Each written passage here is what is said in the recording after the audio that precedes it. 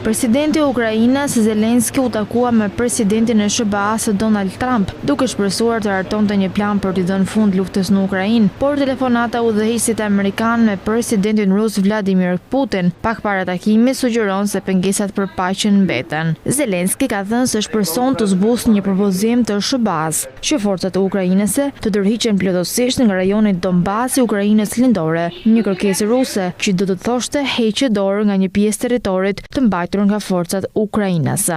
Pak para se Zelenski dhe delegacioni i tij të mbërrinin në rezidencën e Trump në Florida, presidentët e SBA-s dhe Rusisë zhvilluan një telefonat të përshkruar si produktive nga Trump dhe miqësore nga ndihmësi i politikës së jashtme të Kremlinit Yuri Ushakov. Zelenski mbërriti në rezidencën Mar-Lago herët pas ditën e së dielës, ndërsa sulmet ajrore ruse gjatë fundjavës shtuan presionin mbi Kievin. Rusia goditi kryeqytetin dhe pjesë të tjera të Ukrainës me qindra raketa dhe dronë gjatë natës dhe herët në mëngjes të shtunën, duke ndërprer energjinë elektrike dhe ngrohje në disa pjesë të Kievit. Zelenski i ka përshkruar sulmet e fundjavës si përgjigje të Rusisë ndaj përpjekjeve për paqe të ndërmjetësuara nga SBA-t, por Trump të dielën tha se beson që Putin dhe Zelenski janë serioz për paqen. Mendoj se kemi të gjitha kushtet për një marrëveshje, tha Trump. Kemi dy vende të gatshme, jemi në fazat e fundit të bisedimeve, tha Trump. Presidenti amerikan tha se do të telefonojë përsëri Putin pas takimit me Zelenskin.